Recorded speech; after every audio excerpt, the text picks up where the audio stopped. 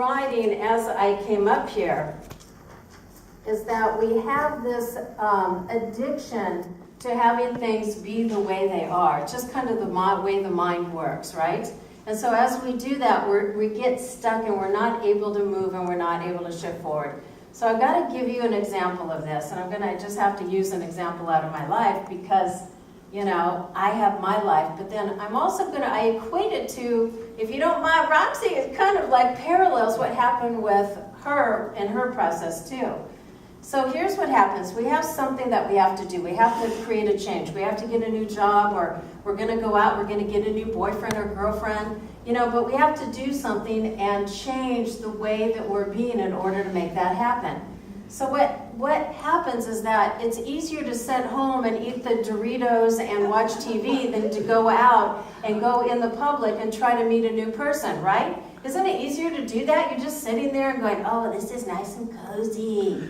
And I realized that's the way we are about our money. I talked about this last week about investing. It's about anything. That if we want to learn how to do the computer, if we want to learn how to do marketing, we have to step up, because now, like no time in history, the information is so fast and so furious that we have to make some changes in order to keep up. And it boggles your mind, doesn't it? So as Roxy and I are in the office, we're sitting there going, how do we do live streaming? And how do we put this on YouTube? How do we do this? Oh my goodness. And so thank God we've got each other to support each other. I say, well, okay, I can do this. Can you do that? And then she's really good at one thing and I'm really good at another thing. But we need a support system in order for us to do that. Spirit is our support system. But that support system can only be used when we use the tools around us. So as I'm reading about the mindset, as I'm reading about Gay Hendricks, I realized we had a gal here, Susan Allen, and she was talking about brain dominance. And you know what brain dominance is really? It's whole brain thinking. And here's what's hard for us. A lot of us in this room are creatives. And what that means, we like to vision and we dream and we do all of that. And we have a good time, and usually our houses are a little messy, you know, and sometimes they're not. But if we've been able to master that other side of our brain, where we've been able to do what we need to do and do our work and do what we need to do to move forward. We've had to like push ourselves into that little category in order to make that happen. Do you get what I'm saying? So it's like if I'm used to dreaming, and I've been this way my whole life. And I remember as a kid, I loved to dream and vision, and maybe you didn't. Maybe you liked making little lists, and maybe you were more of that little structure and order kind of person. But I wasn't. And so it's taken me time to bring in that whole brain thinking in order to have that happen. But the reason why we want to have whole brain thinking, why we want to continue to hone our skills of, let's say if we are a creative, we want to create more organization. We want to create more of that structure around us. Then if we're really structured, we want to create more creativity. So I was reading another book, and he was talking about the value of play. And if we value our play, you know, we see the kids, they're expansive, they're running around, they have a good time.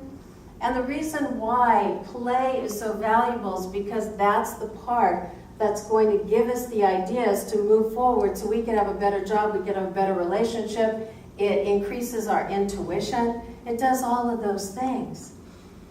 So here's the hard part, and I'm going to give you the story, because I couldn't figure out what the heck was going on with me. And I decided in this class, you know, that we're doing Prosperity Plus. And one of the things they said this week is that we are supposed to clear out.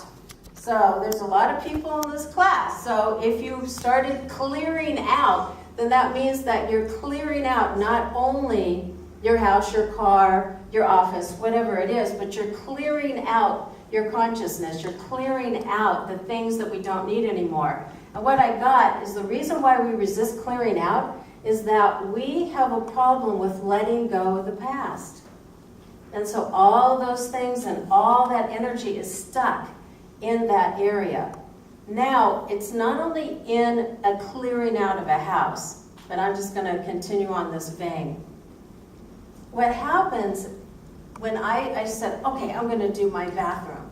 You know how long it took me to clear out my bathroom? 3 days! You know why? Because I had to, and then I thought about Roxy, and I thought, oh my God, and I'm taking stuff out. Oh, that was from when Natalie, my daughter, was here. Oh, you know, and I'm all attached to it. Anybody relate to this? And I'm thinking, oh, that's good. I shouldn't throw that away. Oh, maybe somebody could use it. And I thought, oh my God. And then all this is going on. I'm like sweating, getting anxiety. And I thought, Lord have mercy, girlfriend, you get up in front of people, do a talk. What's wrong with you? So then I went, and an organizer said this in a book.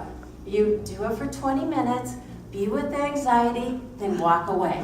Okay? Be with the anxiety, walk away. You know how many times I had to walk away? 20 times this weekend. So it was so difficult. Then I go, what is it really? It wasn't about the stuff, it was about the energy. It was about that, what we're holding on to. And I go, oh my God. This is a metaphor for transformation. You think cleaning out your bathroom is transformation? Yeah, because as we do that, we're having to be present to all the emotions and all the stuff that's going on. What I love about Gay Hendricks, he talks about in his book, Conscious Living, and he talks about one of the things that we have to get real present to is our emotions. We have to get real present to everything that's going on. And you're going, well, how could that be a spiritual practice? Oh, believe me, it is. Because then after that, there's all this space. And space is created in order to have Spirit or God bring whatever we desire into our lives. But what do we do? If you're like me, oh, we got to fill it up.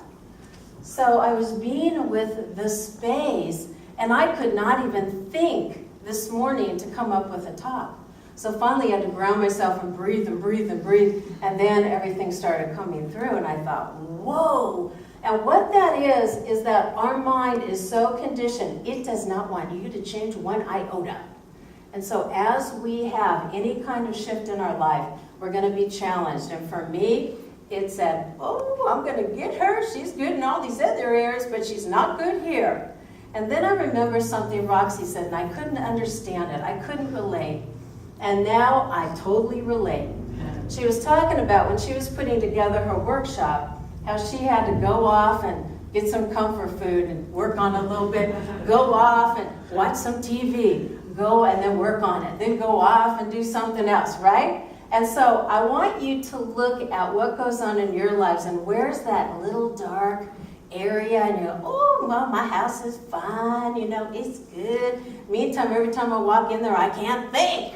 So it's really about looking at that. Or maybe in a relationship where there isn't that communication that needs to occur. And what happens if there's no communication in a relationship? What are you going to do? And that's uncomfortable. I know at times, you know, with various people, not only here but other areas, is that I've had to breathe and then have a conversation with somebody. I've had to breathe and have a conversation with Art. I've had to breathe and have a conversation about money with different people. So really what happens is that we have to be present to that discomfort. And wherever we have like a blind spot, I don't know how you're going to reveal that to yourselves, but probably you all know right now there's something in your life that you're not fulfilled with. What is it? Do you have a relationship? Do you have friends? Are you okay with your money? Are you okay with your house? Are you okay with your job? What's really going on? And if you're not okay with it, look at where the mindset is fixed and stuck. And that's really the place to look at.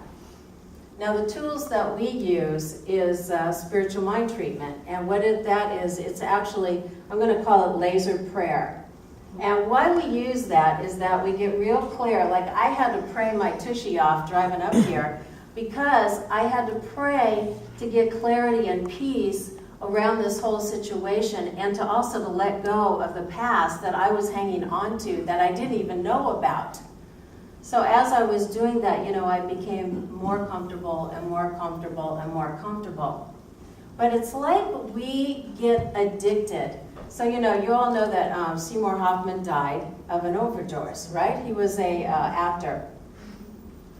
There was a movie that he was in, and I thought, boy, this is probably more of his personality, which is the truth. And he played a gambler. He was the manager. I don't remember the name of the movie. You can look it up on, just look at his movies and you'll find it. But he was a bank vice president. And what he ended up doing, and this is the same feeling, if he would have been present to himself, he wouldn't have had happen what had happened. And what happens is based on a true story. He went to Vegas, and there was a young porter or bellboy, and he said to him, if I win X amount of money, please stop me. Please stop me, and then I will quit gambling.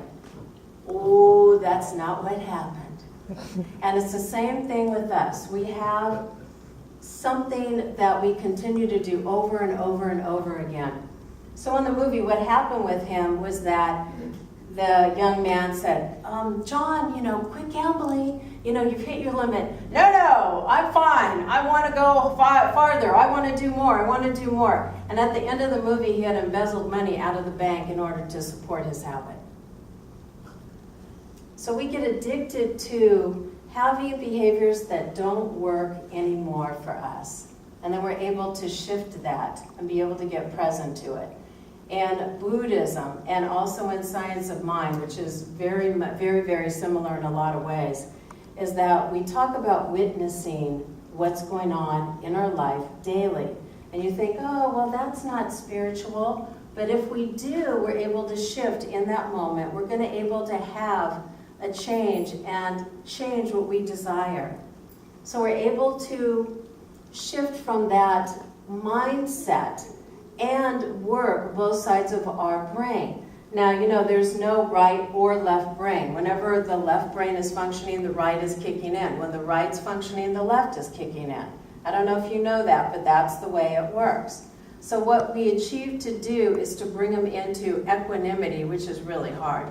But as we continue to do that, that's how we create, and that's how we have what we call enlightenment. We're able to bring that into our lives. So it's the fear of the growth, it's fear of letting go of the past, it's fear of letting go of relationships. It's even looking back. Do you all have pictures from your past? Photo albums? Mm-hmm. What does that do to you when you see old boyfriends or girlfriends? What's that do to you? Brings you back. And another person said, I invite you to look at those and get rid of them. Not necessarily your children, but other things that no. Well, maybe some of your children. Yeah. Oh, get rid of the children. Yeah. But you get rid of the pictures of the past because I'm thinking back how I was then, and I thought, oh, I don't want to go there. I want to be in this present moment now. I want to be here. Yeah, I want to be here now. And that's what we all strive to do. So looking at, as we're looking to do a workshop, we're looking to get another job, we're looking to get into another relationship, as I said. So be present to it, and what would that take? What step would it take for you to move forward and do that? And that's how we get more blessings, because we gain more self-confidence. We're able to move forward because we have the tools in order to do it. And we get assistance from other people around us. So if you want to awaken, if you want to shift, if you want to come into a higher level of being, if you want to be successful, you want to have all those things, we have to do a little bit of work in order to get there. And it's always the uncomfortable work in order to get there. So I wanted to read something that I found about I Am the New Year. And this is really going along with what she was talking about, how developing our faith and developing that way of being and being open and receptive. As Gay Hendricks said, he was talking about the different things that we have to do in order to consciously live. Number one is to feel your feelings deeply and to witness them, which I talked about. Number two is to seek your true self and focus on who you are, and then let your actions flow from the place of deep self-knowledge to find your inner self. And what that looks like is that we come so awake and aware to what is it that I love to do? What is it that I need that I would work for free, or I would continue to do this until even after retirement? What would I love most? What would engage me that much? And a lot of us have that answer, but we're not willing to change it because we're scared to make that step forward. And as I work with individuals and I work with myself, I can see that that shift is what has to happen for all of us, or we're never going to have that happen. We have to be uncomfortable to grow. So the law of correspondence is where whatever we are doing will be mirrored back on us. So a good example of that, we have somebody in our lives that just working your last nerve, okay? And that individual is so upsetting you that the only thing that you can do is change yourself. Because as you change yourself, because there's a, what was it? There was a book and it says, How to Change Other People. It was Raymond Charles Barker. I thought, yes, I finally have the answer. How to change other people, yes. And then it said, you have to change your thoughts. Just like Ernest Holmes, just like anybody else. And that we have to become more loving in order for that to happen. And that's how we change and that's how we shift. And so the law of correspondence is that it will mirror back to us exactly what we are doing and the actions that we are putting forth in our life. So it's never too late to be blessed if you're willing to do the work. So since we are still in February of 2014, I'm going to read you this, and I want you to hear this. It's called, I Am the New Year. I am the new year. I am an unspoiled page in your book of time. I am your next change at the art of living. I am your opportunity to practice what you have learned about life during the last 12 months. All that you sought and didn't find is hidden in me, waiting for you to search it out with more determination. All the good that you tried for and didn't achieve is mine to grant when you have fewer conflicting desires. I know, that's amazing. All that you dreamed but didn't dare to do, which is what I'm talking about. All that you hoped but did not will. All that you hoped but did not will. All the faith that you claimed but did not have. These slumber lightly, waiting to be awakened by the touch of a strong purpose. I am your opportunity to renew your allegiance to the Spirit within you who said, behold, I make all things new. So what I invite you to do, whether it's creating a workshop or starting a new business or cleaning out a closet, I don't care. Take something that makes you uncomfortable and then focus on a vision, focus on a passion that you desire. Another book that Gay Hendricks wrote